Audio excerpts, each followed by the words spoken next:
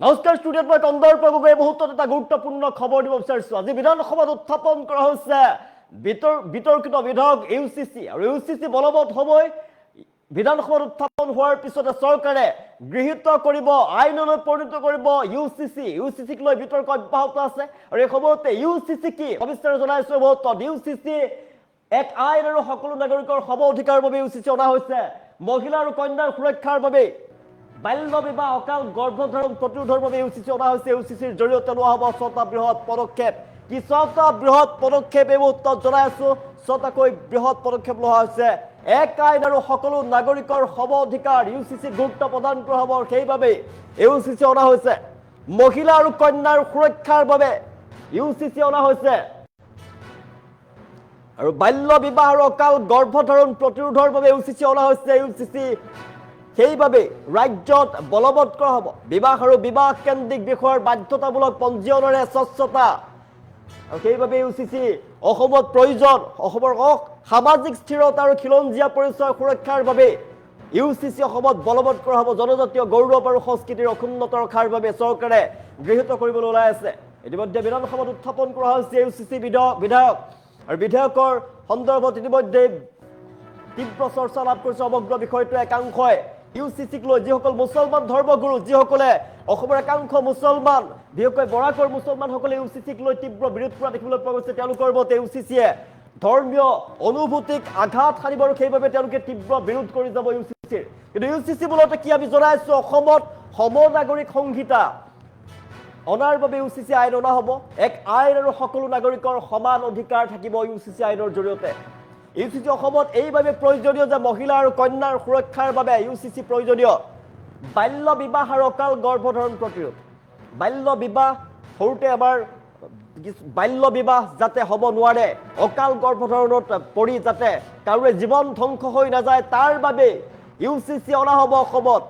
বিবাহ আৰু বিবাহ কেন্দ্ৰিক বিষয়ৰ বাধ্যতামূলক পঞ্জীয়নৰে স্বচ্ছতা। বিবাহ আৰু বিবাহ কেন্দ্ৰিক বিষয়ৰ যদি বাধ্যতামূলক পঞ্জীয়ন হয় তেনেহ'লে কোনো ধৰণৰ অসুবিধাৰ সন্মুখীন নহয়। আৰু পাছলৈ আইনীভাৱে সকলো পঞ্জীয়ন যদি থাকে তেনেহ'লে কোনো ধৰণৰ অসুবিধাৰ সন্মুখীন নহ'ব। আৰু সেইবাবে বিবাহ আৰু বিবাহ কেন্দ্ৰিক বিষয়ৰ বাধ্যতামূলক পঞ্জীয়নৰ স্বচ্ছতাৰ বাবে ইউচিচি লাগে। অসমৰ সামাজিক স্থিৰতা আৰু খিলঞ্জীয়া পৰিচয় সুৰক্ষাৰ বাবে ইউচিচি লাগে। জনজাতীয় গৌৰৱ আৰু সংস্কৃতিৰ অক্ষুণ্ণতাৰ বাবে ইউচিচি আনিব লাগে। জনজাতীয় গৌৰৱ আৰু সংস্কৃতিৰ অক্ষুণ্ণতা ৰখাৰ বাবে ইউচিচি বলবৎ কৰা হ'ব অসমত। ইতিমধ্যে বিধানসভাত উত্থাপন কৰা হৈছে বিতৰ্কিত বিধেয়ক ইউচিচি। আৰু ইউচিচিক লৈ কোনো ধৰণৰ আপোচ কৰা নহ'ব। বিজেপি চৰকাৰৰ ফালৰ পৰা স্পষ্টভাৱে কোৱা হৈছে অসমত ইউচিচি অনা হ'বই। ইউচিচিৰ জৰিয়তে লোৱা হ'ব 6টাকৈ বৃহৎ পদক্ষেপ। আৰু কি পদক্ষেপ এই মুহূৰ্তত জনাই আছো। ইউচিচিৰ জৰিয়তে গুৰুত্বপূৰ্ণ পদক্ষেপ গ্ৰহণ কৰিব। প্ৰথমটো পদক্ষেপ এক আইন আৰু সকলো নাগৰিকৰ সম অধিকাৰ, সকলোৱে সমান অধিকাৰ পাব। 2 মহিলা আৰু কন্যাৰ সুৰক্ষা। দ্বিতীয়টো পদক্ষেপ। তৃতীয়টো হৈছে বাল্য বিবাহ আৰু অকাল গৰ্ভধাৰণ প্ৰতিৰোধ কৰাৰ বাবে ইউচিচি আনিব। চতুৰ্থটো বিবাহ আৰু বিবাহ কেন্দ্ৰিক বিষয়ৰ বাধ্যতামূলক পঞ্জীয়নৰে স্বচ্ছতা থাকিব। পঞ্চমটো অসমৰ সামাজিক স্থিৰতা আৰু খিলঞ্জীয়াৰ পৰিচয় সুৰক্ষাৰ বাবে ইউচিচি। আৰু 6 নম্বৰটো জনজাতীয় গৌৰৱ আৰু সংস্কৃতিৰ অক্ষুণ্ণতা ৰক্ষা কৰাৰ বাবে ইউচিচি অসমত বলবৎ কৰিবলৈ ওলাই আছে। ইউচিচি আইনলৈ পৰিণত হৈ পৰে, তাৰ পিছতে ইউচিচি অসমত শীঘ্ৰে বলবৎ হ'ব। চৰকাৰৰ ফালৰ পৰা স্পষ্টকৈ কোৱা হৈছে ইউচিচি বলবৎ হ'ব অসমত। আৰু ইউচিচিৰ জৰিয়তে সমতা ৰক্ষা হ'ব বুলি ইতিমধ্যে মন্তব্য কৰিছে দেশৰ গৃহমন্ত্ৰী অমিত শ্বাহে। জনজাতীয় যি আছে, জনজাতীয় লোকসকলৰ বাবে ইউচিচি নহয়, ইউচিচিক আওতাৰ পৰা তেওঁলোকক ৰখা হ'ব। ইউচিচিৰ 6 শিডিউল যি এৰিয়াৰ জনজাতীয় যি লোক আছে, সেই জনজাতীয় লোকসকল কিন্তু ইউচিচিৰ ভিতৰত নপৰিব, এই কথা কোৱা হৈছে। ইউচিচিক লৈ কোনো ধৰণৰ আপোচ কৰা নহ'ব।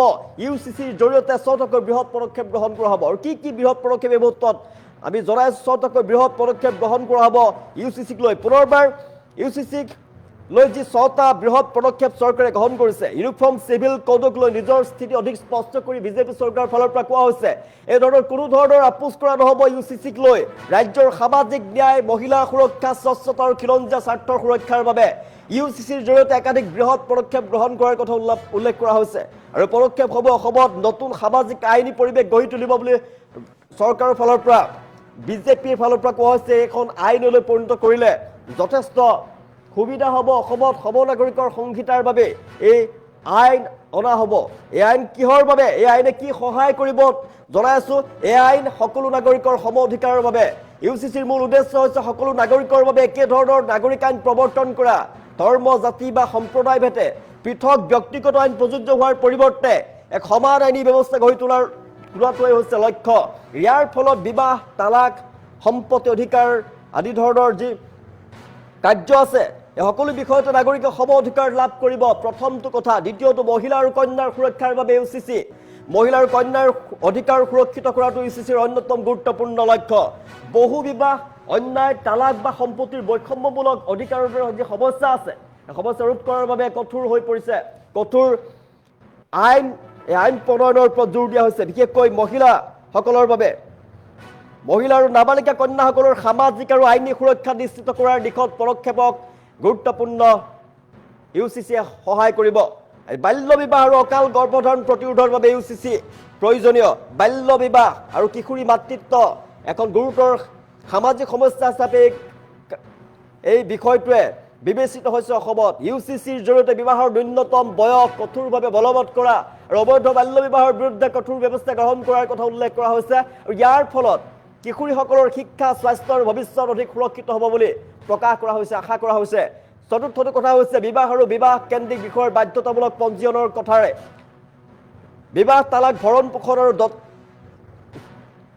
বিবাহৰ আদিৰ দৰে যি গুৰুত্বপূৰ্ণ বিষয় আছে এই বিষয়সমূহ বাধ্যতামূলকভাৱে পঞ্জীয়ন কৰাৰ ব্যৱস্থা কৰা হ'ব ইউচিচিৰ জৰিয়তে আৰু ইয়াৰ ফলত নকল তথ্য আইনী জটিলতা আৰু মহিলাৰ অধিকাৰৰ পৰা কাকো বঞ্চিত কৰিব নোৱাৰিব মহিলাৰ সম অধিকাৰ লাভ কৰিব চৰকাৰৰ মতে এই ব্যৱস্থা অতিকৈ ভাল আইনী ব্যৱস্থাৰ সহায়ক হ'ব চৰকাৰৰ মতে এই ব্যৱস্থাই সামাজিক স্বচ্ছতা বৃদ্ধি কৰিব আৰু অসমৰ সামাজিক স্থিৰতা আৰু খিলঞ্জীয়াৰ পৰিচয় সুৰক্ষাৰ বাবে ইউচিচি লাগিব ইউচিচিক অসমৰ সামাজিক স্থিৰতা আৰু খিলঞ্জীয়া জনগোষ্ঠীৰ স্বাৰ্থ সুৰক্ষাৰ লগত জড়িত বুলি উপস্থাপন কৰা হৈছে ইউচিচি সেইবাবে আমাৰ অসমত লাগে অবৈধ অনুপ্ৰৱেশ জাল নথিপত্ৰ অবৈধ বিবাহজনিত সমস্যাৰ ওপৰত নিয়ন্ত্ৰণ আনিবলৈ অসমত আইনী ব্যৱস্থা সহায়ক হ'ব বুলি মত প্ৰকাশ কৰা হৈছে ইউচিচিৰ জৰিয়তে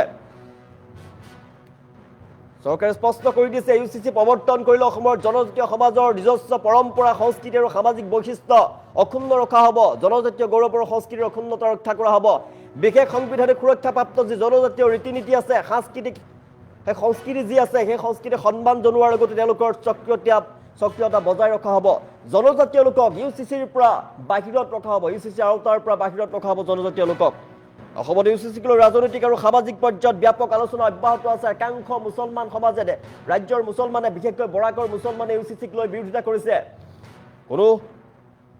কিন্তু বহুতো মুছলমান সমাজে ইউচিচিক পদক্ষেপক সমৰ্থন কৰিছে চৰকাৰৰ লগত আছে বুলি কৈছে আৰু বহুতে উদ্বেগ প্ৰকাশ কৰিছে কিন্তু তথাপিও চৰকাৰৰ পক্ষৰ পৰা কোৱা হৈছে স্পষ্টভাৱে যে সামাজিক ন্যায় মহিলা সুৰক্ষা আৰু ৰাজ্যৰ স্বাৰ্থ সুৰক্ষাৰ বাবে ইউচিচি ৰূপায়ণৰ ক্ষেত্ৰত দৃঢ় পদক্ষেপ অব্যাহত থাকিব আৰু অসমত ইউচিচি হ'বই অসমত ইউচিচি বলবৎ হোৱাৰ পৰা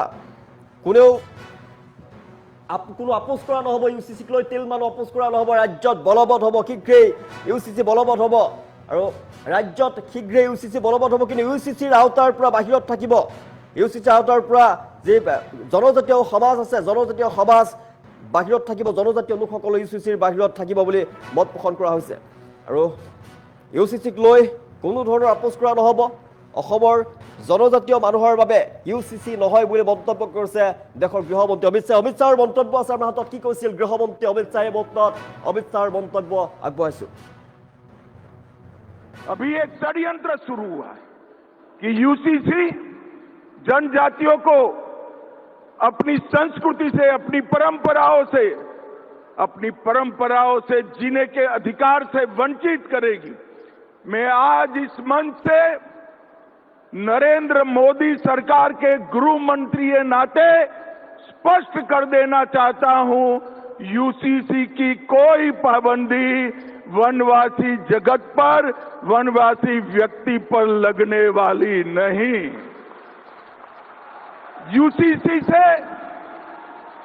कोई वनवासी अधिकारों का अतिक्रमण नहीं होने वाला है।